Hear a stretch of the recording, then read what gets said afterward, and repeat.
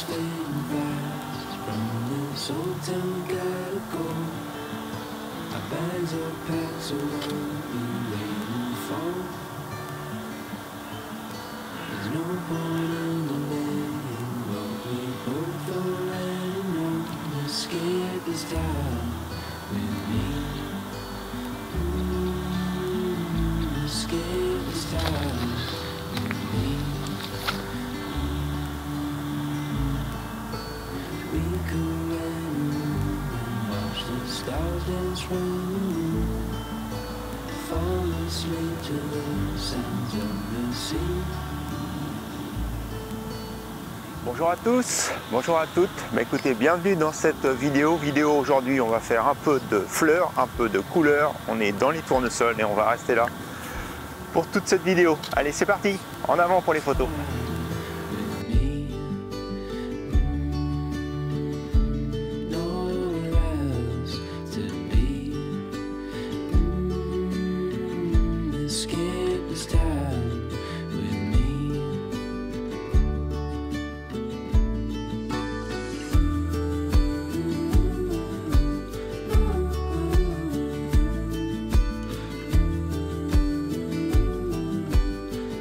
Voilà, ça fait quelques instants que je suis arrivé, je suis près de ce champ de tournesol. Alors il faut avouer que par chez nous, ça devient de plus en plus fréquent les champs de tournesol. Je me rappelle ça 4-5 ans en arrière.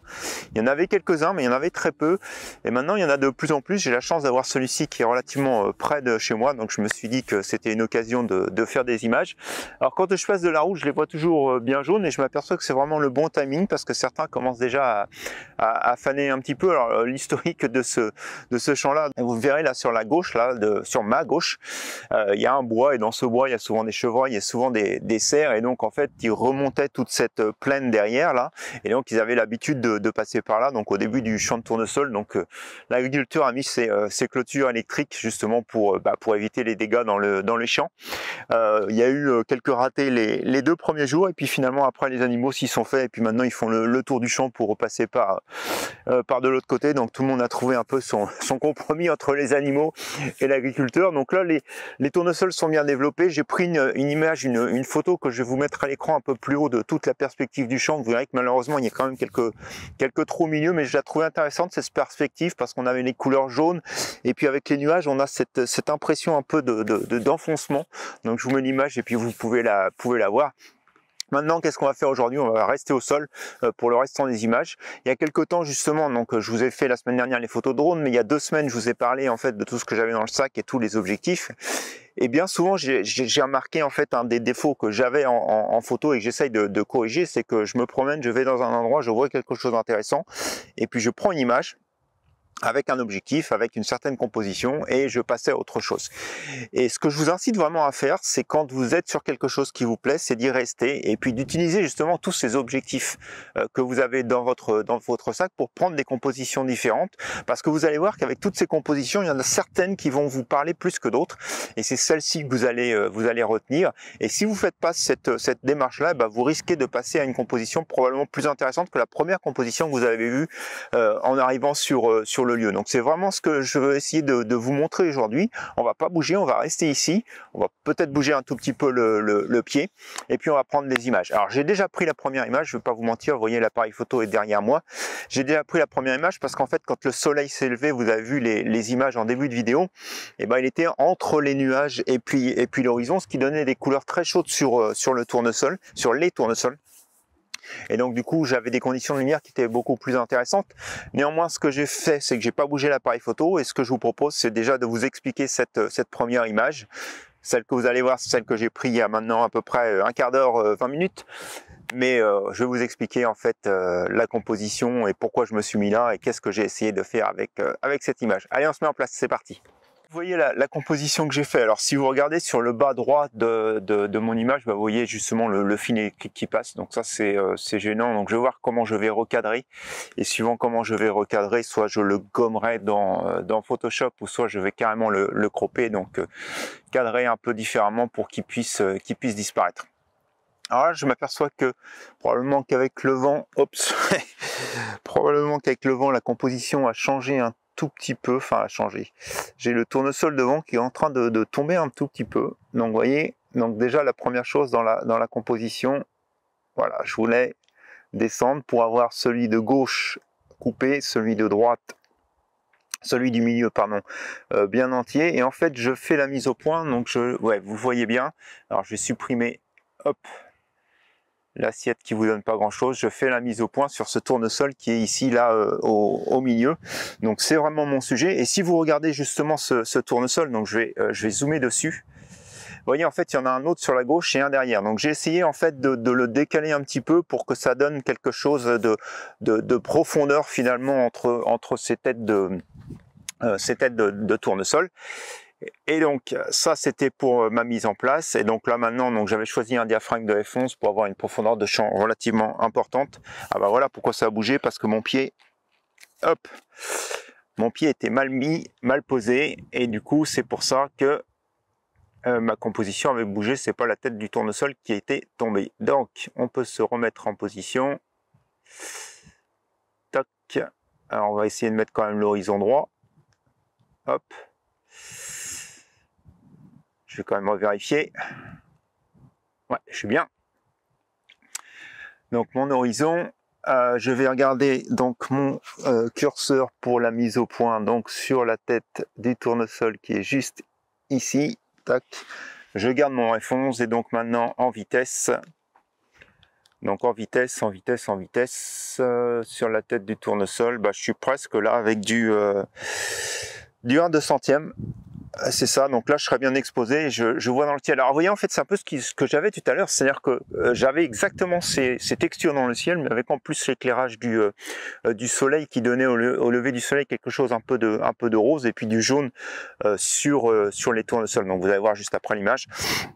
Mais voilà en fait ce que j'ai fait pour mes réglages.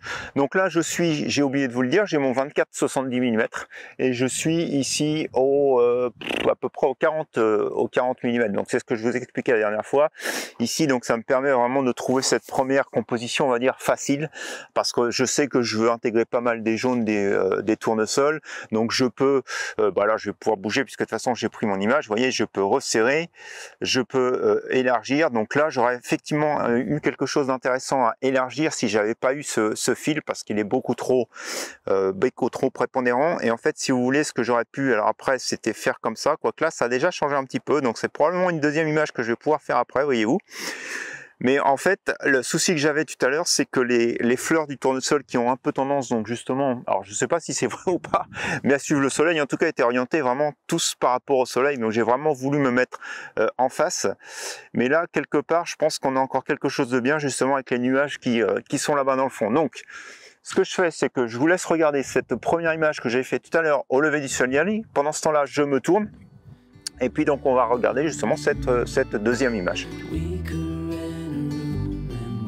Stars dance round the moon, fall asleep to the sounds of the sea. With you right by my side, it's such a sweet life. Escape this town with me. Escape this town with me.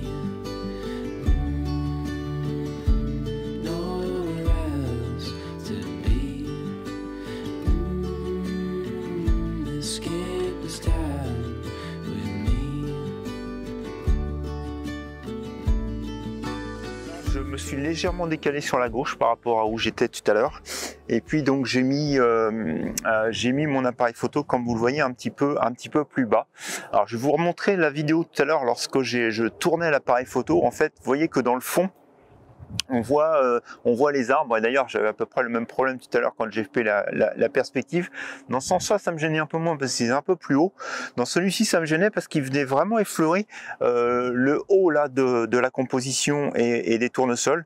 Donc du coup, j'ai essayé de me baisser. Je me suis baissé vraiment au maximum de ce que je pouvais, parce que vous voyez, si je continue à me baisser un petit peu, vous allez voir ce qui va apparaître. Tac, on a le fil. Alors toujours pareil, hein, je pense que je pourrais à la fois le cropper ou voir le supprimer dans Photoshop, mais bon, autant se mettre directement au-dessus. Donc je vais revérifier mon assiette.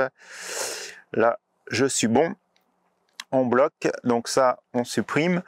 Donc en fait ce que je vais faire là sur cette image, donc vous voyez hein, vraiment l'intention c'est à la fois de jouer avec les couleurs jaunes et puis quelques réflexions qui sont malgré tout dans le soleil, et puis dans le ciel, et puis toujours ces textures qui sont intéressantes dans le ciel. Donc là je vais regarder, alors, hop, je vais remettre l'œil dans l'œilleton, ah bah la casquette à chaque fois. Donc en fait je vais faire, alors mon curseur il est complètement parti en haut à gauche, voilà. Donc je vais faire voilà la mise au point sur cette fleur de tournesol.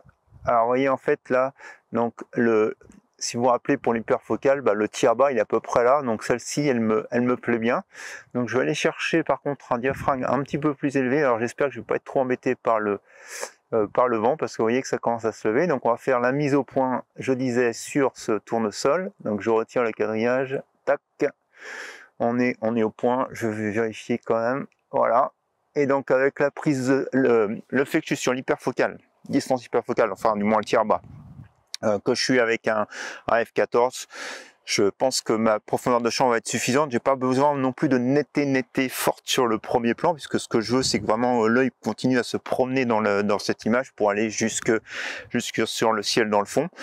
Donc du coup, je pense que le f14 ça va être suffisant. Donc là, par contre, je suis au 1/2 centième et je suis sous-exposé. Donc on va revenir pour exposer correctement. Je serai au 1 centième.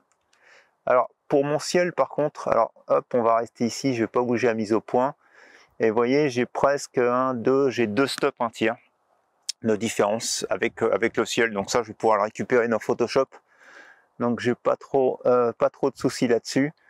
Donc tac, j'ai pas touché à ma mise au point. Alors on voit toujours un peu les arbres dans le fond, à gauche, si vous voyez. Je viens de m'en apercevoir. Je sais pas trop. Alors je pourrais essayer peut-être de tourner un peu mon image pour les supprimer.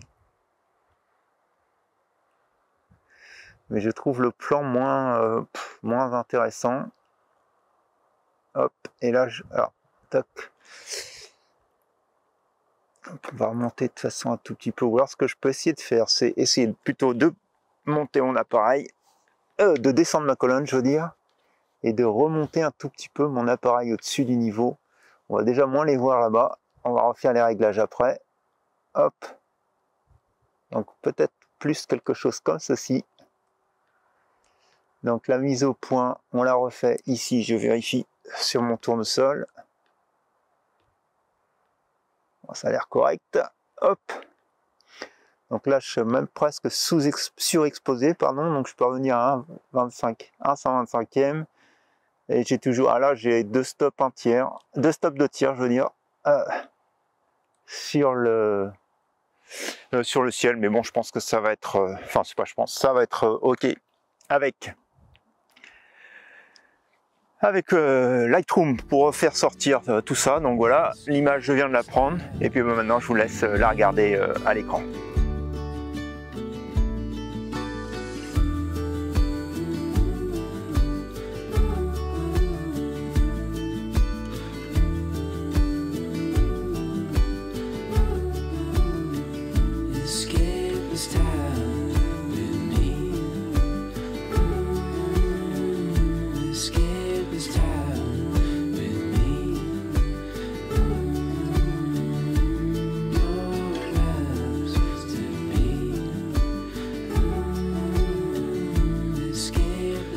Vous venez de le voir sur cet exemple, sans changer d'objectif, simplement en changeant de focale, donc entre de 40 mm et un 24 mm, en me tournant légèrement, j'ai 2 images qui sont différentes. Et la première image qui me pensait être la plus naturelle et qui était effectivement intéressante avec les lumières chaudes du soleil était probablement pas la meilleure composition. Alors malheureusement les lumières ont changé, donc je regrette presque maintenant de ne pas avoir trouvé cette deuxième composition aussitôt. Mais en tout cas, vous voyez, c'est le bon exemple justement du fait que il faut rester à un endroit, il faut prendre plusieurs images, parce qu'en prenant plusieurs images, et vous avez des compositions qui vont être différentes et des choses qui vont être plus intéressantes. J'ai pas sorti le grand angle parce que franchement je vois pas d'image à faire ici avec le grand angle, ne serait-ce que peut-être m'approcher d'une fleur pour essayer de la faire vraiment grande et puis de profiter du ciel dans le fond, mais je pense que ça va faire un peu bizarre et de toute façon je peux même pas m'approcher puisqu'il y a les fils. Alors il y en a à l'entrée du champ qui pourraient être intéressantes, mais franchement j'ai juste peur que la première fleur va être vraiment importante. Ça va être le principe hein, du 14-30 mm, et puis les autres vont être toutes petites, et si je prends une vue large, on va avoir du jaune avec des fleurs qui vont être toutes petites. Donc je pense que le 24 mm est probablement la lentille finalement, la focale, je dirais, la plus petite que je peux utiliser. Donc là, vous le voyez, j'ai sorti le 70-200 mm, je vais le monter sur l'appareil photo. Et puis maintenant, on va regarder ce qu'on peut faire justement avec le 70-200 mm. Allez, je l'installe et puis on regarde ça ensemble. Alors, le 70-200 mm est monté sur l'appareil. Hop, hop, hop. Je vérifie mon pied.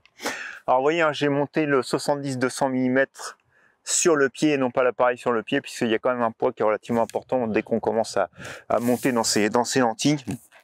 Donc, je voulais vraiment m'assurer. Alors, attendez, j'ai l'impression. Hop, ouais, non, mon pied est stable. Je voulais vraiment m'assurer que, justement, j'ai la stabilité. C'est pour ça que je vais ici aussi mon pied ici. Donc, je vais vous montrer en fait ce à quoi je pense. Je suis déjà au 200 mm, je vais vous montrer. Donc ça serait le 70 mm. Et donc, tac, là je suis au 200 mm. Alors, j'ai peut-être pas besoin de passer tout de suite au 200 mm. Mais vous voyez un peu, mon intention, elle est celle-ci. Mon intention, c'est vraiment d'avoir que des fleurs de tournesol sur toute mon image. Donc là, je suis en train de chercher justement des tournesols donc, qui sont relativement à la fois fournis pour vraiment avoir beaucoup de fleurs dessus, et puis j'essaye d'en trouver un qui va vraiment se différencier par rapport aux autres. Donc du coup en fait là on n'a pas le choix, il va falloir démonter, hop, dévisser je veux dire, et puis on va regarder. Alors là vous voyez, j'en ai deux là, ici au milieu, qui me plairait bien. On a quand même un petit couple, et puis d'avoir du flou autour. Donc là j'ai un trou par ici. Alors après, bon, je peux bouger, hein, mon objectif, c'est pas, enfin mon pied, mon objectif, hein, si je trouve pas. Là par là, il y en a un qui me plaît, là, tout en haut, mais malheureusement, il est tout petit au-dessus des deux têtes qui sont au milieu. Je vais le mettre presque au milieu. Vous voyez, celui-ci, il aurait pu être intéressant, mais il est trop près des autres. Et là, c'est un peu le fouillis. Donc je pense que, ouais, c'est ceux-là que j'avais ici. D'ailleurs, je les retrouve assez facilement, donc je pense... Ah ouais, il y avait ceux-là. Il y en a deux ici, et deux là. Alors, le moment du choix. Et d'ailleurs, pourquoi choisir? Dans celui-ci, ceux-là me plaisent beaucoup plus par la forme des pétales que ceux-ci. Mais on va faire... Allez, on va faire les deux images, de toute façon. Donc, on va se mettre... Hop, on va serrer tout ça. J'ai l'impression que j'ai le soleil qui revient, ça serait top. Par contre, j'ai le vent aussi qui revient, ça c'est moins top. Parce que là, tout de suite, on va commencer à avoir des vitesses. Hop. Alors, je suis bon sur la hauteur, je vais serrer ma rotation aussi. Je pense que là, je suis pas mal. On va mettre... Non, c'est pas celui-là. À chaque fois, je me trompe. Alors, on va retourner un tout petit peu pour mettre... Voilà, là, je suis bon, il faudrait que je me relève un tout petit peu, mais si je me relève, on va voir si je peux, en zoomant, supprimer le haut, les arbres là-bas. Hop, je me suis en train de m'apercevoir que sur l'écran vous aviez tout, donc non, je ne peux pas zoomer plus. Donc là, là je les laisse, voilà, à la limite, non, de toute façon ça sert à rien. Hop, on va... J'allais dire, je vais les laisser ici et je recroperai sur l'ordinateur, mais du coup, pourquoi les laisser vouloir à tout prix les avoir au milieu, alors que je vais refaire du crop sur l'ordinateur. Donc, on va les mettre comme ceci. Tac. Donc là, je suis bien. Donc là, au niveau des différences de lumière, on va pas en avoir de trop, donc ça va être top. On va faire la mise au point sur cette première image, sur ce premier tournesol. Donc, vous voyez, comme ceci. Et donc j'ai l'autre à côté qui est intéressant, j'aime vraiment bien sa forme. Alors par contre, je sais pas si c'est par contre, mais là je suis à F8, donc vous voyez on a le premier plan flou, on a l'arrière-plan flou, mais j'ai envie de descendre encore un tout petit peu mon diaphragme. Déjà ça va me donner un peu plus de vitesse aussi. Et là, il me dit que je suis bien exposé. Alors, je regarde sur 2 écrans à la fois. C'est ce qu'il me dit, je suis vraiment bien. Alors, c'est vrai que je suis sur la partie sombre du tournesol, il faut que je fasse attention. Si je regarde sur les pétales, non, bon, c'est bon. C'est bon. Il n'y a pas trop de différence de lumière. Ok. Ok, bah écoutez, on va rester comme ceci. Donc, je vérifie ma mise au point. Toc. Hop, c'est bon. Je vais quand même vérifier un peu mon histo. Ouais, mon histo un peu à gauche quand même. Hein.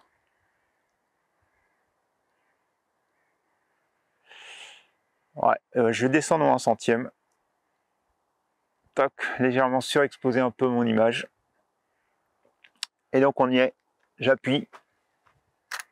Donc on a la première, et puis pendant qu'on y est, donc je vais desserrer la vis de rotation. On va aller chercher les 2 autres qui étaient ici. Tac. Alors je vais quand même les mettre eux au milieu, droite-gauche, voilà, comme ceci.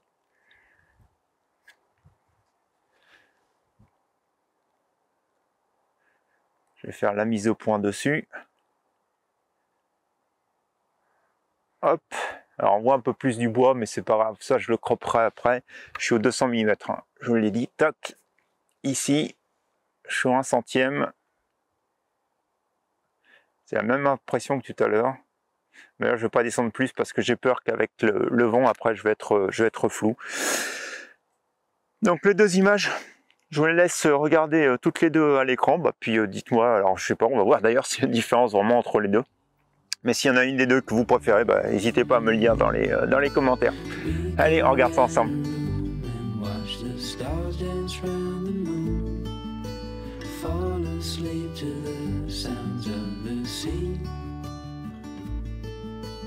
You right by my side, it's such a sweet life. Escape this time with me. Escape this time with me. Nowhere else to be. Escape this time with me.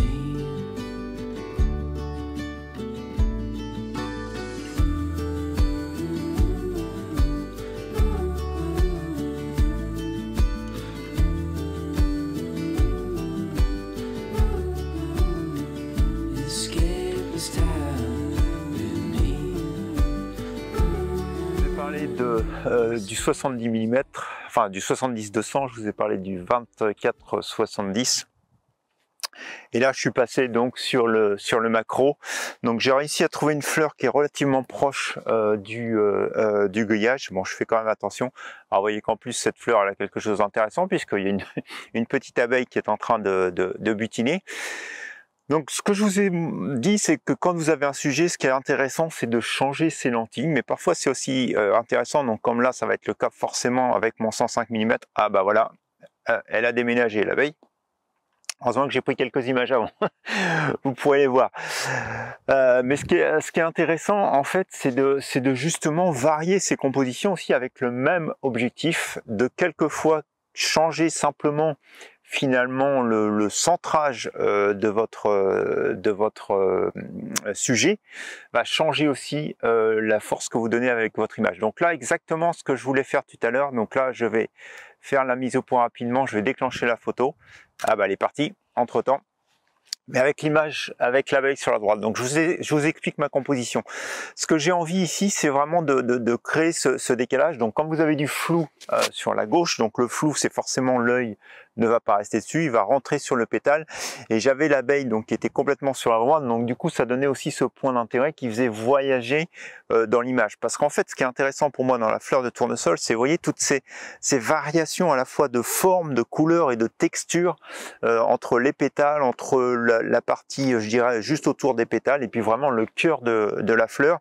Donc avec cette abeille sur la droite, ça me donnait une bonne lecture gauche-droite et puis le flou sur la gauche justement. Donc là, bon, au niveau des réglages, donc il y a des choses qui ont changé. Vous voyez bien que je suis sous-exposé. Alors hop, il va falloir que j'appuie pour que vous voyez correctement tous mes réglages. Donc là, il faudrait quasiment que je sois au 1/60e, ce qui est relativement faible par rapport au mouvement que j'ai. Donc je vais monter ma sensibilité. Donc là, hop, 320, forcément là, bien sûr que c'est de trop. Et là, voilà. À ISO 320, je suis sur du 1/125e, donc c'est quand même meilleur. Donc je vais réajuster encore un petit peu ma composition parce que vous voyez, j'ai un petit peu trop de flou, de vide en bas à gauche, à droite, pardon. Donc on va faire peut-être probablement plus quelque chose comme ceci. Voilà, mon idée c'était ça. Tac.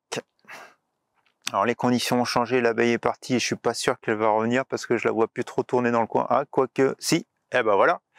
Franchement, alors là, aujourd'hui, tout est nickel. Donc voilà, on est bien, on est là, elle est revenue, je redéclenche, je suis à 125e.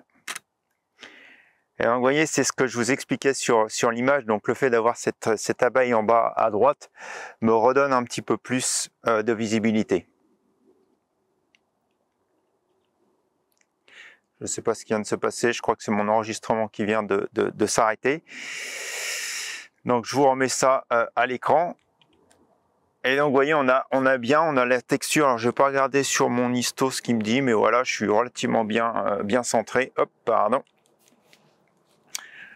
Donc voilà, donc là, l'abeille elle est en bas, je pourrais attendre qu'elle revienne, en haut. En haut à droite, je veux dire. Visiblement, cette fleur doit avoir quelque chose parce que pour qu'il soit reparti et revenir. Et donc, en fait, c'est pas grave. On va changer tout de suite la composition. Donc, l'autre composition, bah, c'est tout simplement d'avoir quelque chose de beaucoup plus centré sur l'image. Alors, comme je suis en macro, là, par contre, il va falloir que je me redécale un tout petit peu comme ceci sur la droite. Hop. Tac, je suis bien centré. Alors pourquoi je me décale comme ceci sur la droite? C'est vraiment pour essayer d'avoir au maximum mon appareil photo et mon capteur finalement parallèle au plan de la fleur pour maximiser ma profondeur de champ et donc pas avoir trop de différence entre le haut et le bas, la gauche et la droite de l'image. Donc vous voyez là, j'ai quelque chose de bien, je vais déclencher. Je suis toujours à 1/125e, f8. Je suis relativement... non, c'est pas ça que je voulais faire. Je voulais regarder mon image que je viens de prendre. Bah, écoutez, on est plutôt pas mal sur l'abeille et le fond de la fleur est correct aussi. Ouais, avec ces différences de couleurs, je trouve que c'est vraiment... Alors, si je pouvais m'approcher, et probablement que c'est un cadrage que je vais refaire après sur ordinateur parce que là, je peux pas m'approcher, mais je pense que déjà, peut-être pas aussi serré, mais vous voyez, quelque chose comme ça, je trouve ça... Donc voilà, je trouve ça magnifique. Donc voilà, variez vos cadrages, variez vos cadrages, je disais bien, pour faire des compositions différentes. Et vous voyez, là en plus, on est vraiment... Alors là, hop, puisque j'ai mon abeille qui est revenue, je vais revenir comme j'étais tout à l'heure. Non, c'est ici qu'il faut que je fasse la mise au point. Ah, j'ai pas appuyé sur la bonne touche. Tac, on va déclencher rapidement. Parce que vous voyez, avec l'abeille ici comme ça, comme je l'étais tout à l'heure, je trouve qu'il y a quelque chose d'intéressant. Donc là, il aurait peut-être fallu que, comme je l'expliquais tout à l'heure, que je sois un tout petit peu plus haut. Hop, je vais resserrer correctement. On va retourner. Hop, allez, parti, reviens, remets-toi là-bas. Non, on veut pas. Mais enfin voilà, je ne vais pas continuer longtemps. Je vais vous laisser regarder donc les images. Et puis ce que je vous propose cette semaine, donc je vais faire un post YouTube où je vais vous mettre un peu toutes les photos avec les différentes compositions, les différentes positions de l'abeille. Et puis comme ça, vous allez pouvoir vous rendre compte effectivement de ce que l'abeille apporte à la composition pour la lecture. Allez, je vous laisse regarder. Je vais sélectionner 2 photos. Je vous les laisse les regarder à l'écran. Et puis on se retrouve tout de suite après.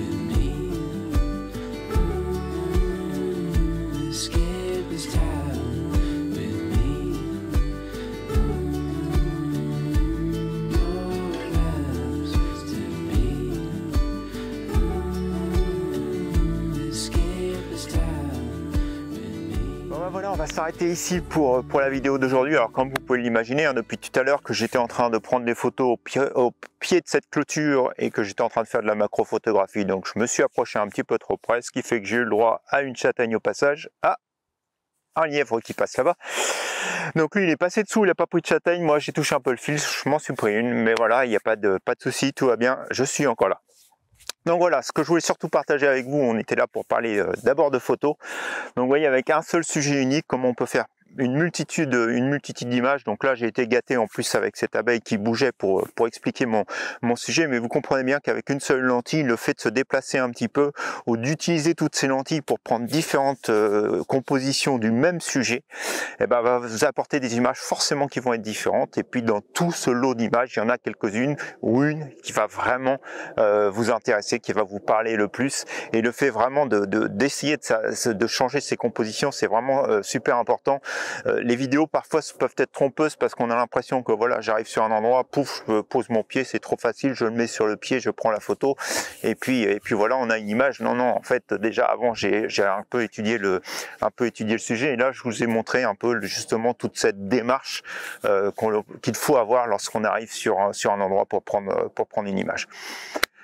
Allez, j'espère que cette vidéo vous aura été utile, qu'elle vous aura plu. Si c'est le cas, vous connaissez la petite musique, un petit pouce en l'air, n'hésitez pas à la partager, à la commenter. Je mets de plus en plus de choses pour la communauté, donc dans les posts pour partager des images, vous demandez votre opinion, donc n'hésitez pas aussi à regarder et puis à me faire des retours là-dessus. Je vous souhaite à tous et à toutes un bon dimanche, et puis on se retrouve la semaine prochaine pour de nouvelles expériences photographiques. Allez, bonne semaine à vous, au revoir.